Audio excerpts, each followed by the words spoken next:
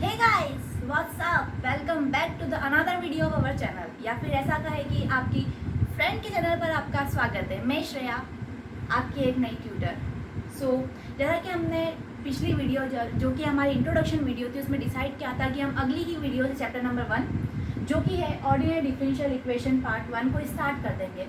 तो उसके अंदर हमें कौन कौन से टॉपिक डिस्कस करने हैं, सिर्फ हमें उस चैप्टर के अंदर 1, 2, 3, 4 एंड 5 टॉपिक्स ही डिस्कस करना है।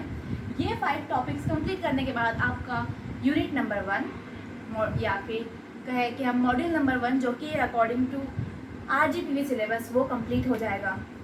तो वो टॉपिक्स जो हमें डिस्कस करने हैं वो आपके बोर्ड पर पेश है, मैंने पहले से ही लिख के लग दिए थे।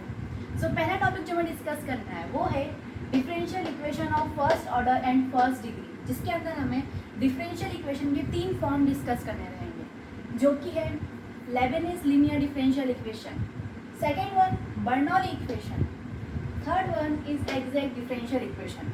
तो जब हम जैसे आज ही की वीडियो से हम ये वाला टॉपिक स्टार्ट कर देंगे, तो उसके अंदर हम फर्स्ट वाला फॉर्म यही वाली वीडियो में कंप्लीट करेंगे। सेकेंड फॉर्म ये रहेगा कि इसके अंदर हमने first order and first degree देखा था, इसमें हम देखेंगे first order and higher degree की differential equation. Third topic higher order differential equation with constant coefficient, मतलब इस इक्वेशन में जो कोएफिशिएंट्स रहेंगे वो कैसे रहेंगे, कांस्टेंट रहेंगे। फोर्थ वन यानी कि हमारा लास्ट सेकेंड टॉपिक जो कि है homogeneous differential equation. Fifth last topic जो कि है साइमल्टेनियस डिफरेंशियल इक्वेशन। तो अब हम चलते हैं हमारे फर्स्ट टॉपिक के ऊपर। मैं बाकी टॉपिक्स रब कर देती हूँ।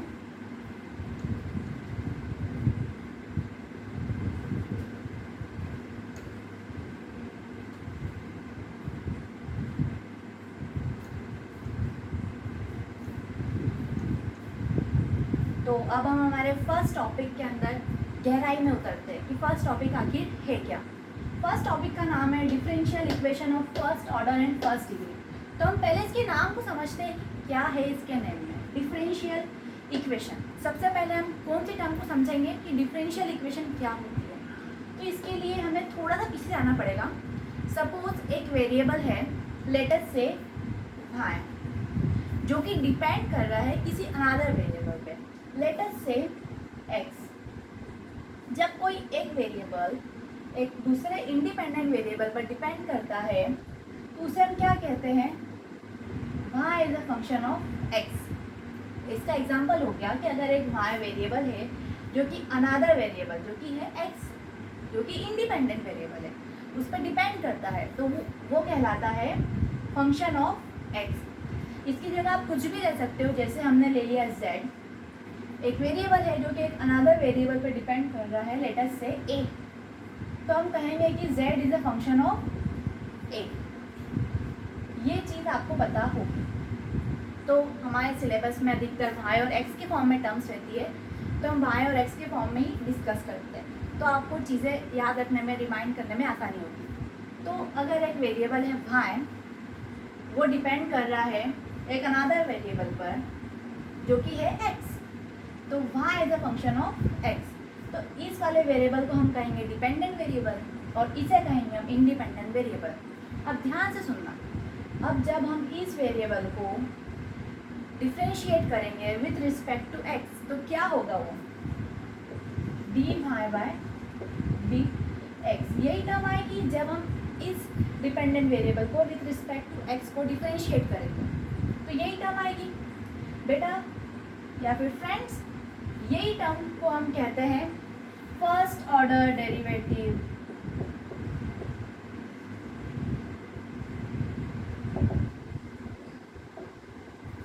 यही वाली टर्म को हम कहते हैं first order derivative of y with respect to x।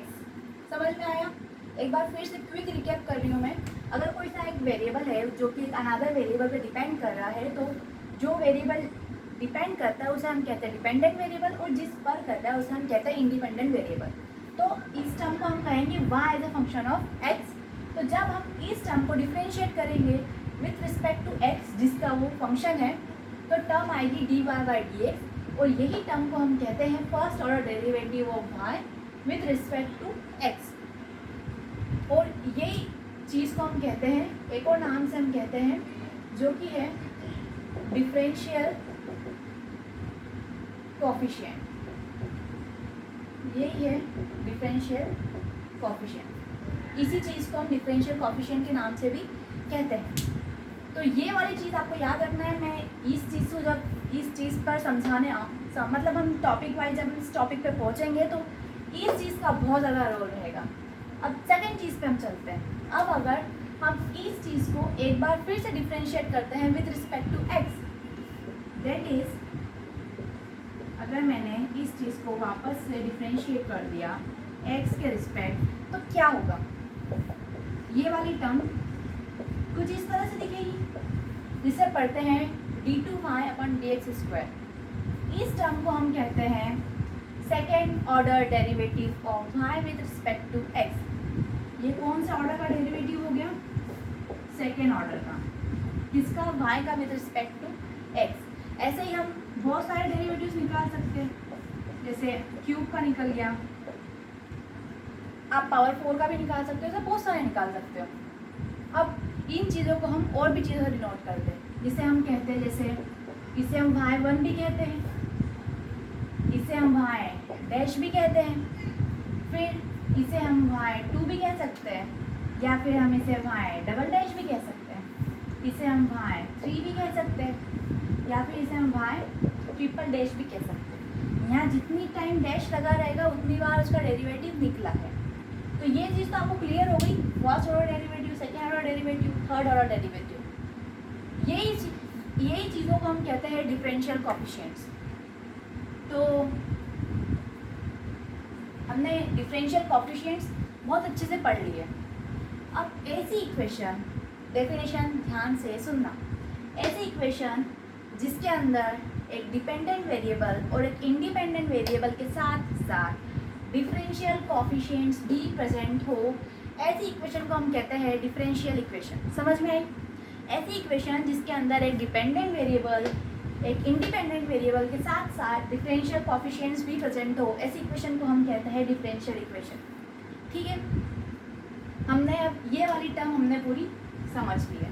अब हम चलते हैं ये टर्म के ऊपर और फिर ये टर्म के ऊपर। तो फर्स्ट ऑर्डर लिखा है, सबसे पहले हम ऑर्डर को समझते हैं कि ऑर्डर आखिर क्या चीज़ होती है। ऑर्डर मतलब बेटा ऐसा होता है कि कितने ऑर्डर का डेरिवेटिव प्रेजेंट है डिफरेंशियल इक्वेशन में। जैसे अगर आपकी इक्वेशन में हाईएस्ट ऑर्डर डेरिवेटिव देखना है, अगर आपकी इक्वेशन में जैसे ये प्रेजेंट है, तो ये कितने ऑर्डर का डेरिवेटिव है? 2 ऑर्डर का डेरिवेटिव है।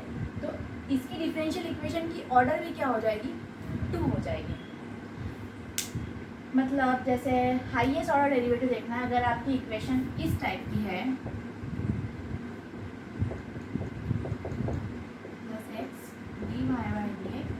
dy/dx 0। अब आप इसमें कंफ्यूज ना हो रहा है कि हम किसका ऑर्डर देखें। इसमें ये वाली टर्म भी प्रेजेंट है, ये वाली टर्म भी प्रेजेंट है।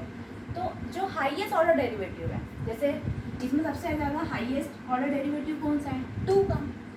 ये हो जाएगी हमारी, जो इसकी ऑर्डर जो है वही हमारी डिफरेंशियल इक्वेशन की ऑर्डर हो जाएगी। तो हमारी डिफरेंशियल इक्वेशन की ऑर्डर भी कितनी हो जाएगी? 2। तो आपको ऑर्डर समझ में आ गया होगा। अब हम चलते हैं डिग्री की तरफ। डिग्री क्या होती है? तो डिग्री बेटा हम कहे हाईएस्ट ऑर्डर डेरिवेटिव की जो टर्म है उसकी होल पावर की उसकी डिग्री है। जैसे यहाँ पर इसकी होल पावर कितनी है? 1। इस टर्म की ही देखना है आपको। जब आपने ऑर्डर डिसाइड कर लिया है डिफरेंशियल इक्वेशन का, जिस टर्म से डिसाइड किया है उसी की होल पावर देखेंगे, वही हमारे डिफरेंशियल इक्वेशन की डिग्री होगी। जैसे इसकी डिफरेंशियल इक्वेशन की डिग्री कितनी होगी? 1। अगर मैं यहाँ पर 4 लिख देती तो डिफरेंशियल इक्वेशन की डिग्री कितनी होती? 4। अब यहाँ पे आती है बेटा एक नोट करने वाली चीज़, जो कि है डिग्री कभी भी एंगल नहीं हो सकती या फिर एक्सपोनेंशियल की पावर नहीं हो सकती। मतलब जैसे हमारे पास एंगल्स है साइन, यहाँ पे dy/dx वगैरह नहीं आ सकता है। ऐसी कंडीशन में डिफरेंशियल इक्वेशन की डिग्री अनडिफाइंड रहती है। या फिर हम कहें e⁻ में अगर dy/dx या फिर डिफरेंशियल कोफिशिएंट आ जाते हैं तो उस कंडीशन में भी हमारी डिफरेंशियल इक्वेशन की डिग्री नॉट डिफाइंड रहती है। तो मतलब हम कहें कि हमने पूरे टॉपिक को समझ लिया है। अब हम समझते हैं ऑर्डिनरी डिफरेंशियल इक्वेशन क्या होती है। ऐसी डिफरेंशियल इक्वेशन जिसके अंदर एक ही इंडिपेंडेंट वेरिएबल प्रेजेंट हो, मतलब जितने भी फंक्शन प्रेजेंट हो सकते हैं लेकिन वो सारे वेरिएबल डिपेंडेंट वेरिएबल एक ही चीज़ के फंक्शन होंगे। जैसे यहाँ पर हमने इक्वेशन में लिया है y फंक्शन है x का, तो हम ऐसे और भी डिपेंडेंट वेरिएबल ले सकते हैं लेकिन वो किस चीज़ का फंक्शन होना चाहिए, x का। तो ऐसी इक्वेशन जिसके अंदर सिर्फ एक ही इंडिपेंडेंट वेरिएबल हो या फिर डेरिवेटिव्स जो प्रेजेंट है वो एक किसी सिंगल वेरिएबल के रिस्पेक्ट में ही हो, तो ऐसी इक्वेशन को हम कहते हैं ऑर्डिनरी डिफरेंशियल इक्वेशन। ठीक है, आपको कुछ स्क्रीनशॉट लेना है तो आप ले लीजिए, फिर हम और इसके बाद आगे बढ़ते हैं।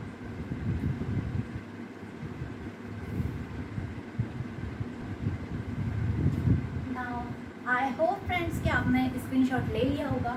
अब मैंने आपको ऑर्डर और डिग्री में कंसेप्ट क्लियर किया है, तो इसके चलिए थोड़े से क्वेश्चंस देख लेते हैं कि ऑर्डर और डिग्री आप सही निकाल पाते हो कि नहीं। तो मैं क्वेश्चंस दे रही हूँ, आप ट्राई कीजिएगा।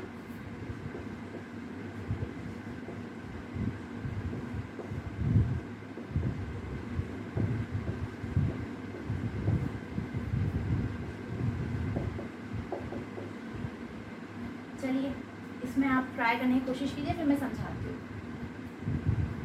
तो पोज करके ट्राई कर लिया होगा आपने। चलिए अब हम समझते हैं। सबसे पहले हमें देखना है डिफरेंशियल इक्वेशन का ऑर्डर। आपको इतना समझ में आ गया होगा कि डिफरेंशियल इक्वेशन क्यों है, क्योंकि इसके अंदर डिफरेंशियल कोएफिशिएंट प्रेजेंट है जिसमें डेरिवेटिव्स है with respect to t of x, मतलब एस एक वेरिएबल है, डिपेंडेंट वेरिएबल है जो कि डिपेंड कर रहा है टी पर। तो एस का डेरिवेटिव है विद रिस्पेक्ट टू टी। तो सबसे पहले हमें हर डिफरेंशियल इक्वेशन में क्या निकालना होता है, ऑर्डर। तो इसका order highest order derivative coefficient देखते हैं। यहाँ पर हाईएस्ट ऑर्डर डेरिवेटिव कोएफिशिएंट कौन सा है, ये वाला। तो ऑर्डर तो हमारा निकल गया जो कि है 2। अब डिग्री, आप कंफ्यूज नहीं होना कि इधर 4 है इधर 1 है, नहीं। जो हमने जिस टर्म से ऑर्डर निकाला है उसी की होल टर्म हम देखेंगे। इस टर्म की पावर कितनी है, 1, कुछ नहीं है मतलब 1, तो इसकी डिग्री कितनी हो जाएगी, 1। ठीक है, ये डिग्री हो जाएगी हमारी 1। अब हम नेक्स्ट क्वेश्चन लेते हैं। ये हो गया हमारा फर्स्ट क्वेश्चन। सेकेंड क्वेश्चन,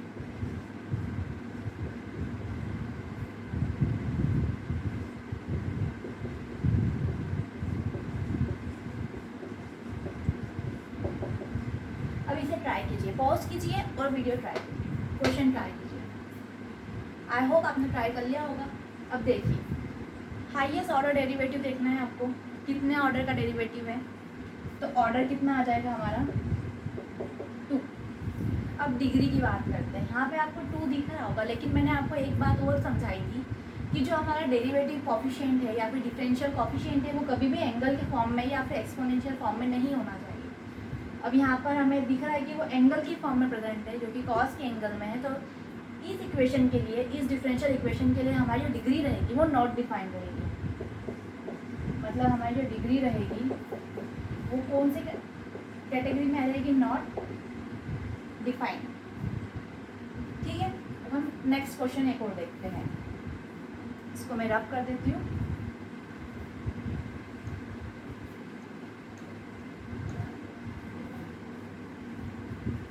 चलिए,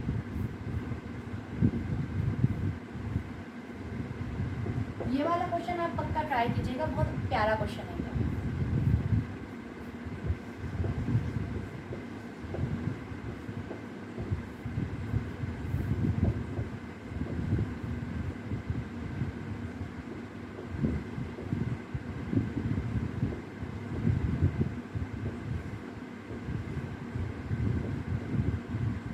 इस क्वेश्चन को ट्राई कीजिए पॉज करके।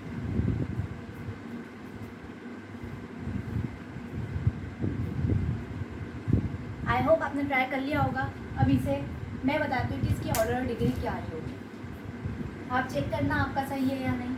अब देखिए, हमें पावर्स जो चाहिए वो रेशनल में नहीं प्रेजेंट होना चाहिए, परफेक्ट नंबर के फॉर्म में हमारी डिफरेंशियल इक्वेशन की पावर होना चाहिए।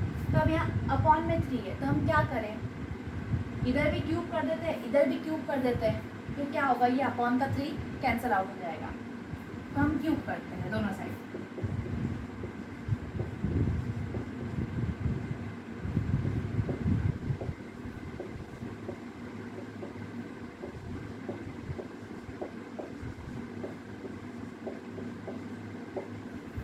अब मैं इधर साइड क्यूब करूँगी तो क्या होगा, पावर मल्टीप्लाई हो जाएगी,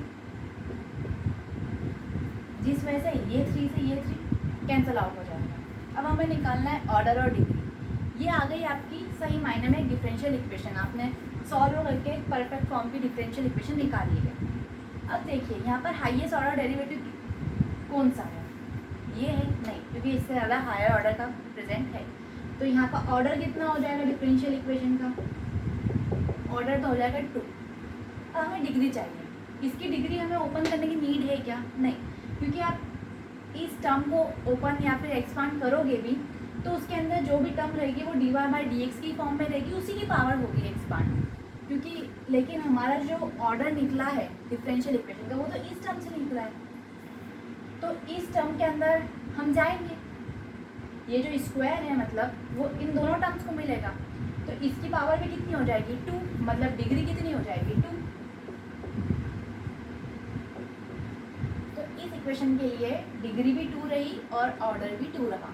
तो हमने कुछ डिग्री और ऑर्डर निकालने के क्वेश्चन कर लिए, तो मुझे लगता है कि आपको डिग्री और ऑर्डर में आपको कन्फ्यूजन नहीं होगा, और फिर भी अगर आपको कुछ डाउट आता है तो आप कमेंट सेक्शन में पूछ सकते हैं मुझसे।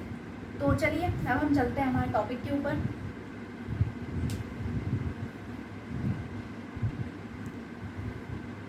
तो बच्चों अब हम चलते हैं हमारे टॉपिक के ऊपर, जो कि है फर्स्ट डिग्री। मतलब हर डिफरेंशियल इक्वेशन जिसकी डिग्री 1 रहती है उसे हम कहते हैं लीनियर डिफरेंशियल इक्वेशन।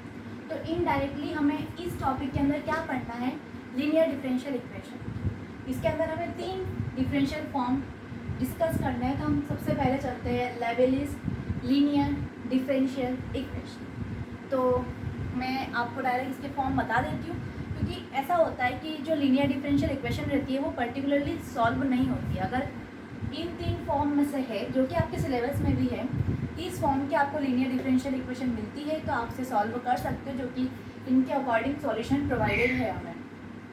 तो चलिए अब हम चलते हैं लीनियर लेबनिज़ लीनियर डिफरेंशियल फॉर्म। तो इसका जो फॉर्म होता है बेटा,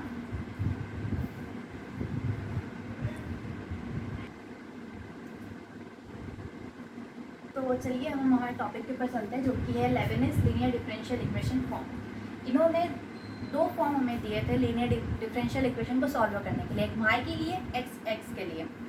तो वो फॉर्म है, एक तो है dy by dx plus p y is equals to q, और एक फॉर्म है x के लिए जो कि है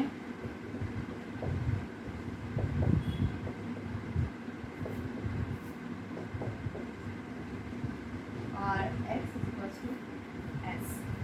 अब यहाँ पर जो ये p एंड q है मैं लिख देती हूँ। यहाँ पर जो p एंड q है वो क्या है, फंक्शन ऑफ x रहेंगे या फिर कॉन्स्टेंट्स भी रह सकते हैं। मतलब मैं शॉर्ट में लिख रही हूँ यहाँ, आप चाहो तो आपके नोट्स में लिख सकते हो where p and q are the function of x और कॉन्स्टेंट।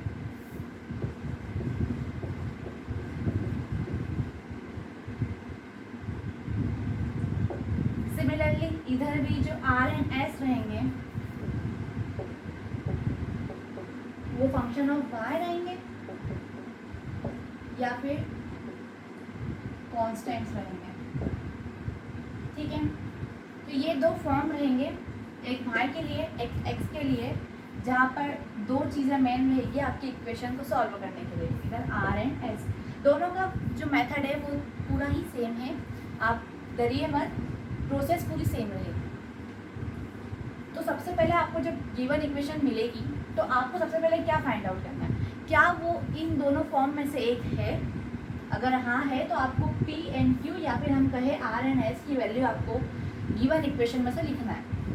जब आपने p एंड q की वैल्यू फाइंड आउट कर ली तो उसके बाद आपको एक इंटीग्रेटिंग फैक्टर नाम की चीज़ होती है वो आपको निकालनी है। उसका फॉर्मूला होता है इंटीग्रेटिंग फैक्टर। उसका फॉर्मूला होता है for this case e to the power p condition के लिए इंटीग्रेशन फैक्टर का फॉर्मूला। इस कंडीशन में हम देखें तो इसमें इंटीग्रेटिंग फैक्टर का फॉर्मूला होता है e to the power r d y। For this case integrating factor का फॉर्मूला ये होता है, for this case integrating factor का फॉर्मूला ये होता है। जब आपने ये और ये या फिर ये निकाल लिया तो आपकी समझ लो कि आधी इक्वेशन सॉल्व हो गई। अब इसके बाद की प्रोसेस क्या होती है? इसके बाद से आपको क्या करना है, इंटीग्रेटिंग फैक्टर निकालने के बाद कंप्लीट सॉल्यूशन जो होगा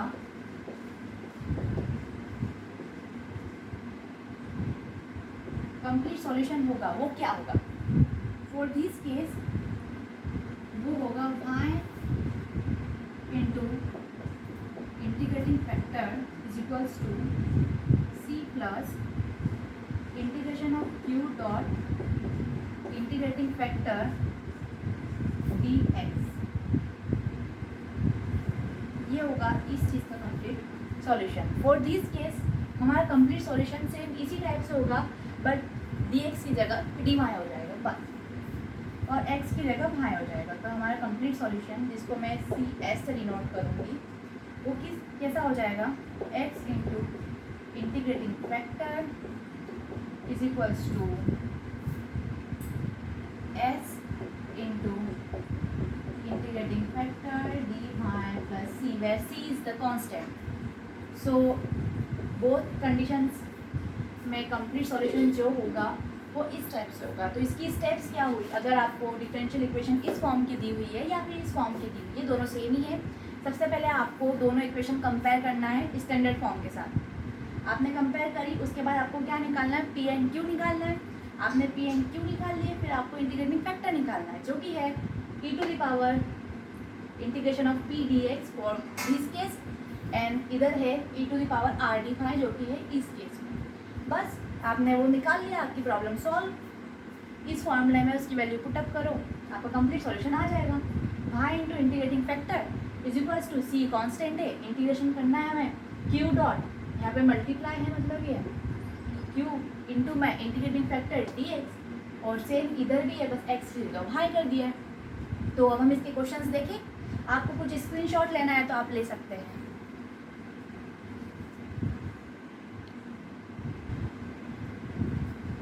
अब हम मूव करते हैं क्वेश्चंस की तरफ। सबसे पहला क्वेश्चन हमने लिया है, बहुत सिंपल सा क्वेश्चन है, आप चाहो तो इन्हें ट्राई कर सकते हो पॉज करके। चलिए अब हम देखते हैं dy by d x plus y is equals to 1। क्या हमें ये गिवन इक्वेशन की फॉर्म लग रही है? स्टैंडर्ड फॉर्म से हम कंपेयर करते हैं। तो मैं यहाँ साइड में इक्वेशन लिख देती हूँ, उसकी स्टैंडर्ड फॉर्म।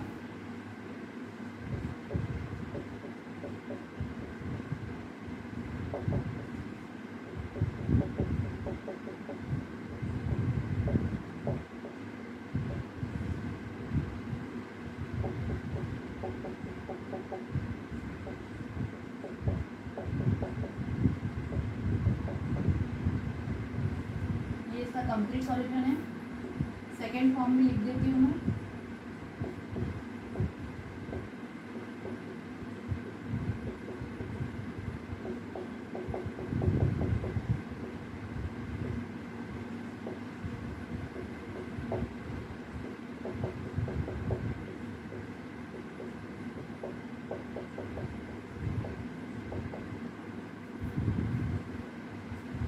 ये इस कंडीशन में इसका कंप्लीट सॉल्यूशन है। तो इस इक्वेशन को कंपेयर हम किससे करें? आपको किसके फॉर्म जैसे दिख रही है? 1 नंबर के फॉर्म जैसे दिख रही है। तो अब हम यहाँ पे देखेंगे पी एंड क्यू क्या है। यहाँ पर क्या आता है? पी की पोजीशन आती है, वहाँ से कंपेयर कीजिए। मतलब यहाँ पर पी की वैल्यू कितनी हुई? 1। यहाँ पर क्या आता है? क्यू। तो क्यू की वैल्यू कितनी हुई? तो हमें यहाँ से मिल गया p is equals to 1 and q is equals to 1। अब इसके बाद हमें क्या निकालना रहता है? इंटीग्रेटिंग फैक्टर, जो कि होता है आई एफ। इसका फॉर्मूला होता है e to the power integration of p d x. Value put up कीजिए। इंटीग्रेटिंग फैक्टर हमारा क्या आ गया? e to the power x। तो अब कंप्लीट सॉल्यूशन का फॉर्मूला क्या है? y into I F is equals to q d x plus c where c is the constant. तो वैल्यू पुटअप करते हैं अब हम y into e to the power x is equals to integration of q क्या है 1 into e to the power x d x, यहाँ पे D x भी आएगा प्लस सी, ये तो डी एक्स वगैरह लगाया है। तो अब हम इसे फर्दर सॉल्व करते हैं। अब y into e to the power x is equals to integration of e to the power x d x plus c. हमें पता है कि e to the power x का इंटीग्रेशन भी e to the power x ही होता है, तो हम आगे सॉल्व करेंगे। ये हमारे पास इक्वेशन का सॉल्यूशन आ गया है, बट इसे हम प्रोवाइड किसे करेंगे, एकदम सिंप्लीफाइड फॉर्म। तो इसे हम और फर्दर सॉल्व किस तरीके से कर सकते हैं कि e to the power x को हम अपॉन में ले जा सकते हैं। तो y is equals to e to the power x, ये हो गया इसकी आगे की स्टेप। और फर्दर सॉल्व करेंगे हम, तो ये हो जाएगा 1 plus c e to the power minus x. ये हो जाएगा हमारा कंप्लीट सॉल्यूशन, ये हो जाएगा हमारा आंसर। इतनी सरल प्रोसेस है ये मेथड से सॉल्व करने के लिए। तो हम दूसरा क्वेश्चन लें, आपको इसे नोट डाउन करना है, मैं साइड से हो जाती हूँ।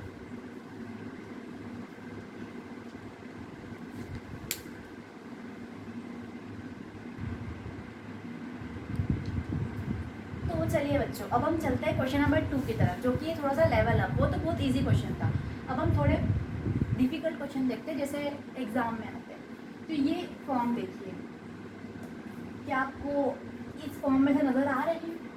नहीं, अगर नहीं आ रहे तो उसमें बनाने की कोशिश कीजिए। वहाँ पर देखिए dy बाई डी एक्स मतलब जो डिफरेंशियल कोफिशिएंट है उसका कांस्टेंट क्या है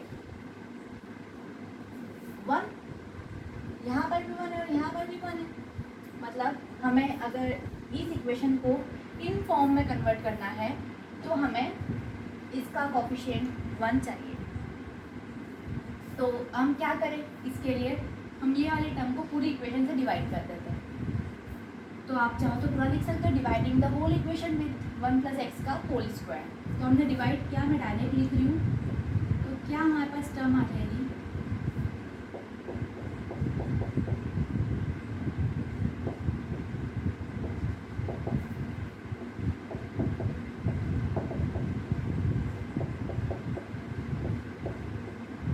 देखिए, क्या आपको ये इक्वेशन का फॉर्म उन इक्वेशन में से मैच कर रहा है? हाँ कर रहा है, क्योंकि फर्स्ट वाली इक्वेशन का जो फॉर्म है वही हमें दिख रहा है इस फॉर्म में। dy बाई डी एक्स का कोफिशिएंट 1, यहाँ पर p1 इक्वल्स टू q। अब हमारा सेकंड काम क्या होता है, जल्दी बोलो क्या होता है? p एंड q को आइडेंटिफाई करना। यहाँ पर p क्या है?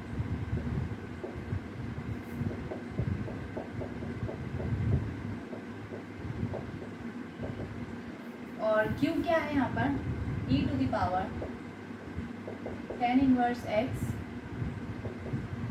अपॉन 1 प्लस एक्स का होल स्क्वायर।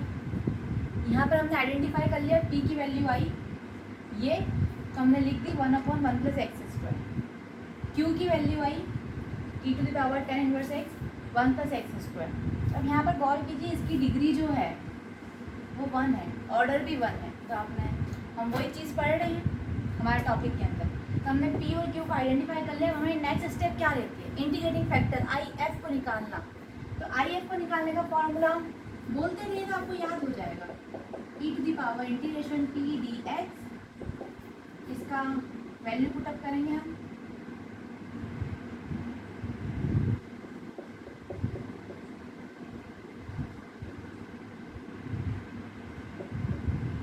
चलिए सोचिए इसका इंटीग्रेशन क्या होता है।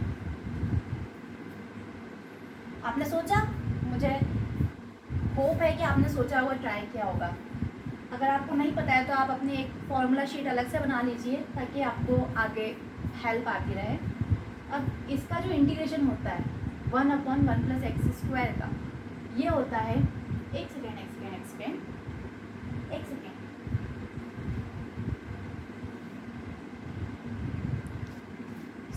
सॉरी गाइस, थोड़ी सी मिस्टेक हो गई थी। यहाँ पर होल स्क्वायर नहीं है, एक्स की पावर 2 है।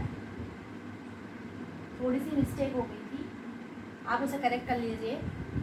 होल टर्म का स्क्वायर नहीं है, सिर्फ x का स्क्वायर है।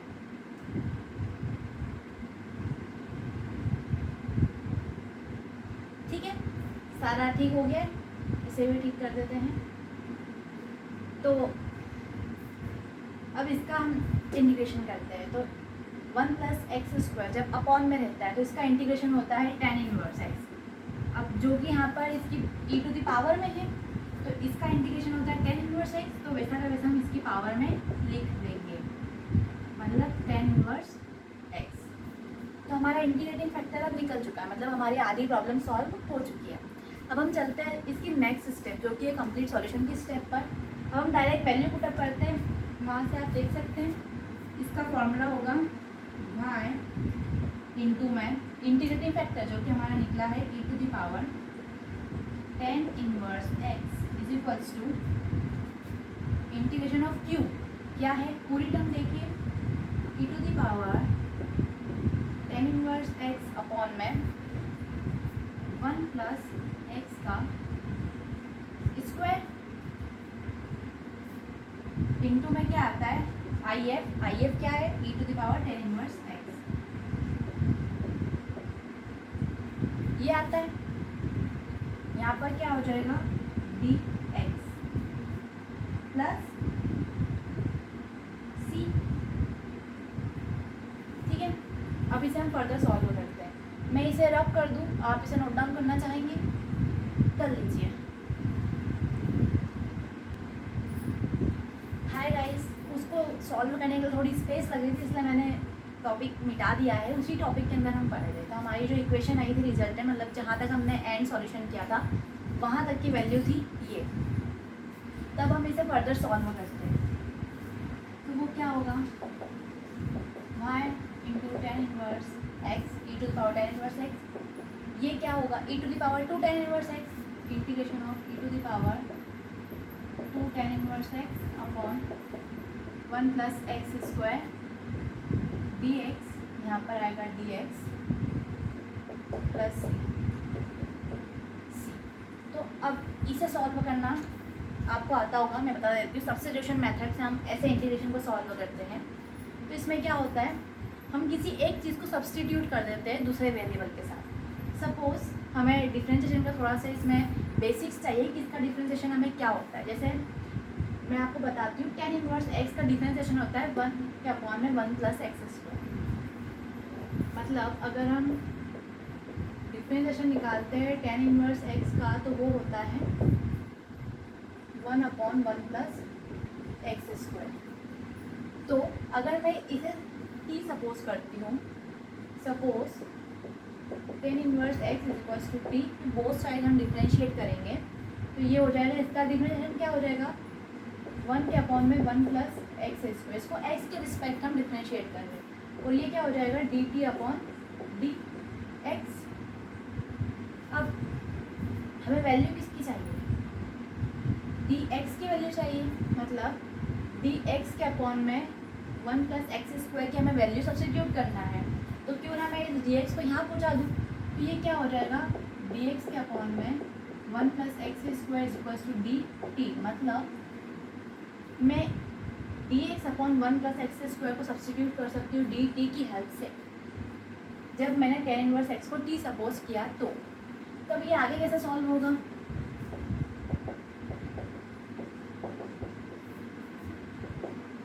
e टू द पावर, ये क्या है मैंने t सपोज किया हुआ है, तो ये हो जाएगा 2t अपॉन में तो सब हट गया है, बचा क्या सिर्फ dt प्लस c। अब इसका इंटीग्रेशन हमें आता है, ये क्या होगा e to the power 2t upon में 2, इसका इंटीग्रेशन यही होगा प्लस c।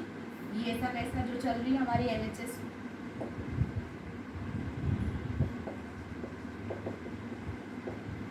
अब हमारा जब रिजल्टेंट आंसर आ जाता है तो हमने जो सब्स्टिट्यूट किया है उसे वापस से हम रिप्लेस कर देते हैं।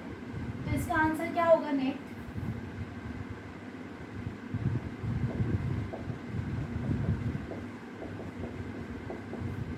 e to the power 2 tan inverse x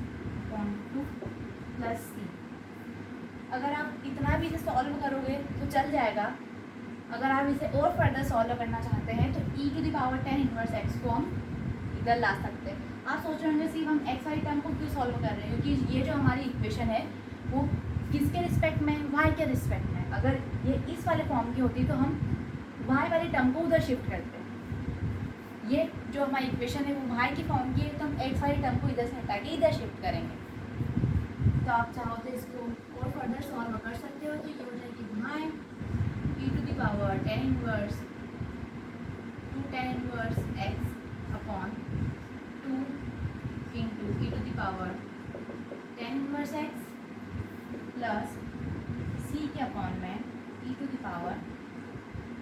tan inverse x। आप इसको और फर्दर सॉल्व कर सकते हो। इसको ऊपर ले जाकर जो भी एडिशन सब्ट्रैक्शन हो रहा है वो सॉल्व कर दीजिए और आपका रिजल्टेंट आंसर आ जाएगा। तो आपको समझ आया ये क्वेश्चन? आई होप आपको आ गया होगा। तो अब हम नेक्स्ट क्वेश्चन लें जो कि बहुत बार रिपीट हुआ है RGPV के एग्ज़ाम में। तो आप इसका स्क्रीनशॉट ले लीजिए, आप ये नोट डाउन कर लीजिए, फिर मैं नेक्स्ट क्वेश्चन लिखती हूँ।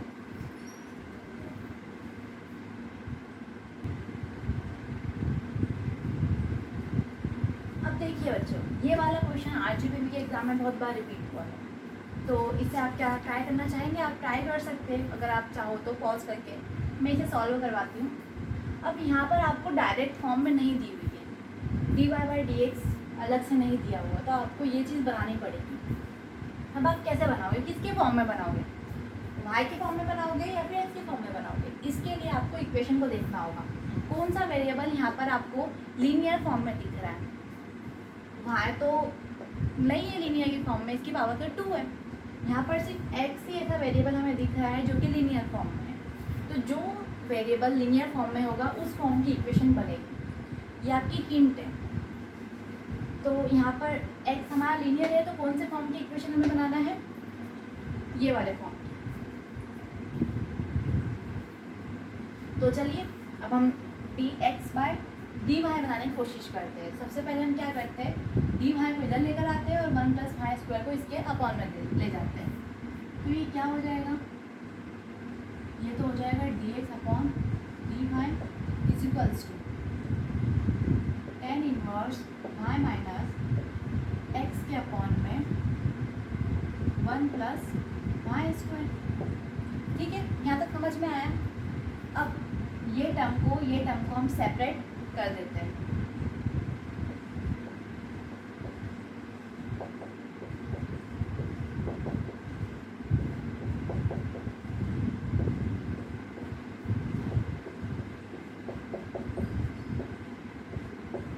ये हमने सेपरेट कर दिया। अब उस फॉर्म को बनाने के लिए हमें क्या करना है, यहाँ पर हमें x चाहिए, इधर पूरा y का फंक्शन चाहिए। ठीक है, इधर साइड हमें x वाली टर्म चाहिए, इधर साइड पूरा y का फंक्शन चाहिए। तो पूरा y का फंक्शन कौन सी वाली टर्म है? ये वाली टर्म है। मतलब ये वाली टर्म इधर के इधर ही रहेगी, ये वाली टर्म को हमें इधर लाना पड़ेगा।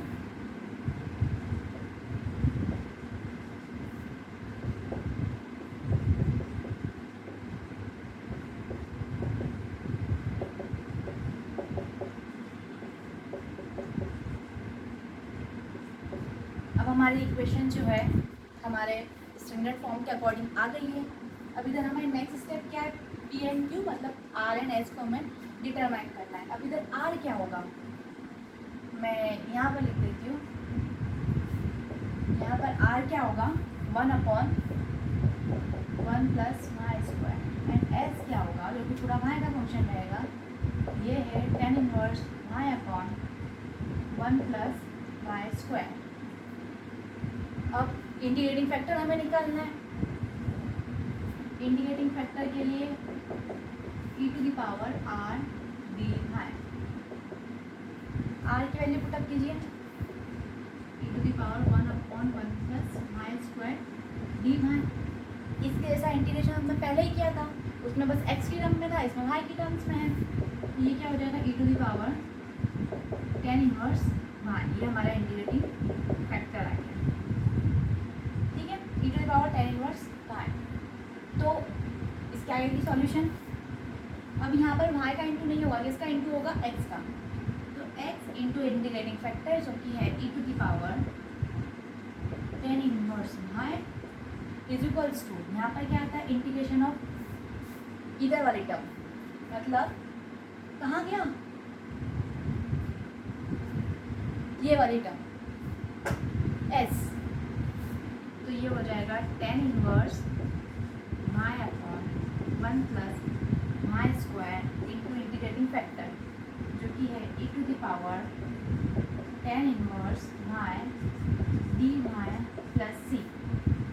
ठीक है, ये हमारी रिजल्टेंट इक्वेशन आ गई। अब इसके बाद थोड़ा सा लेंथी सॉल्यूशन होगा तो मुझे इसको पूरा रब करना पड़ेगा, तो आप यहाँ तक इसे नोट डाउन कर लीजिए।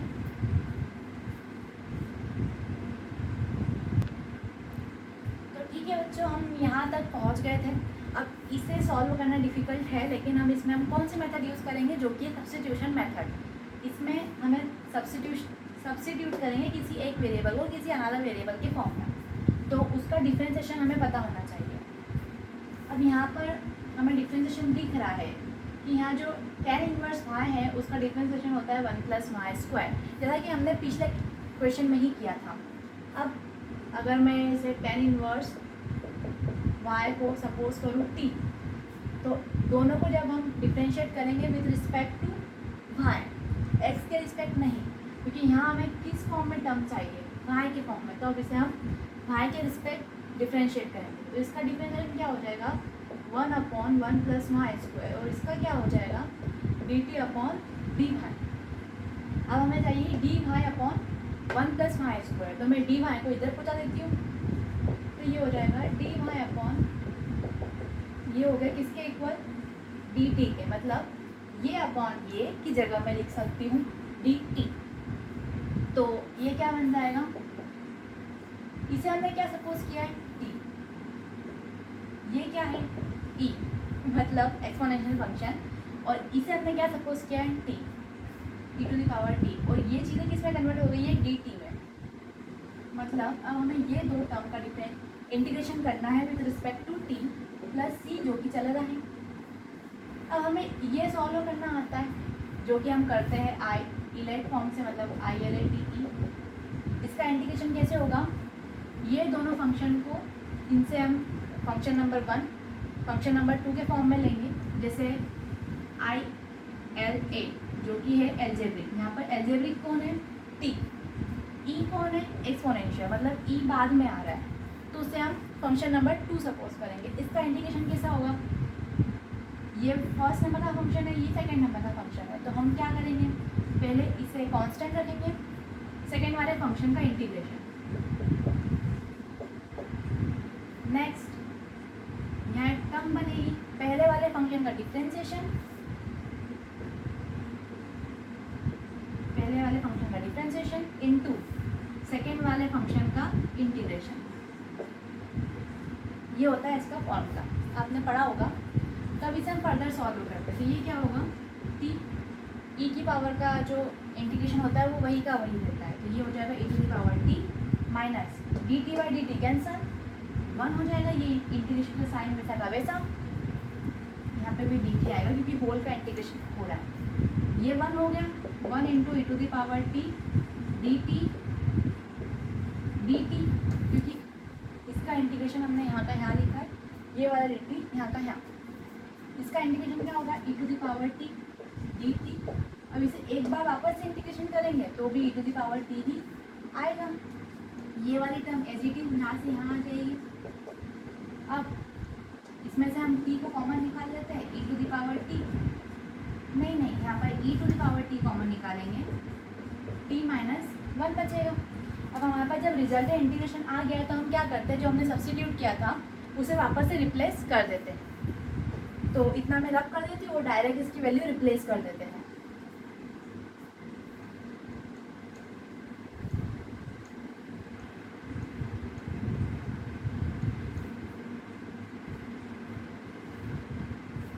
तो हमारी रिजल्टेंट वैल्यू क्या आई थी e to the power t minus 1 plus c।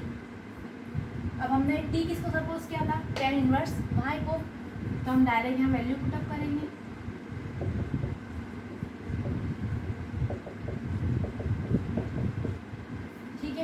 इधर वाली चीज़ एज इट इज चल रही है,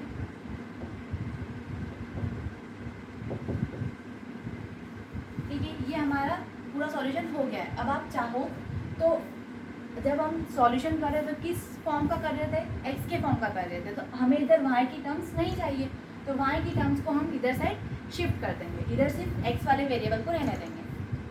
तो अब क्या होगा, अब हम इधर ट्रांसफ़र कर देते हैं नीचे,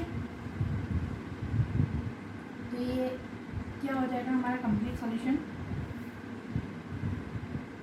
ये e to the power tan inverse y क्या फॉर्म में e to the power tan inverse y हो जाएगा। इसके मल्टीप्लिकेशन में तो टर्म है ही,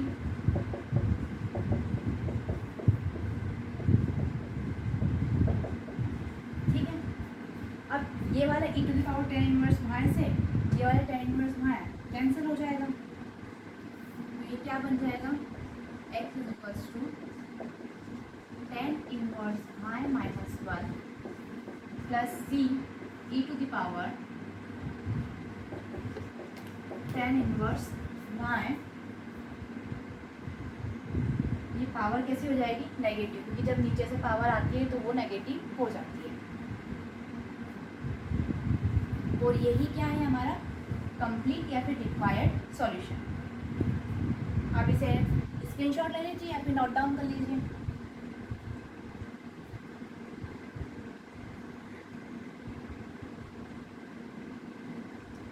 ठीक है, आपने कर लिया होगा।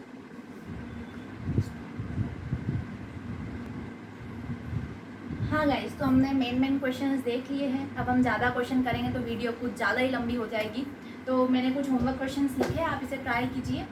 वैसे तो बहुत इजी क्वेश्चन है, जिस तरीके से हमने जिस टाइप के क्वेश्चंस देखे हैं उसी टाइप के क्वेश्चंस है।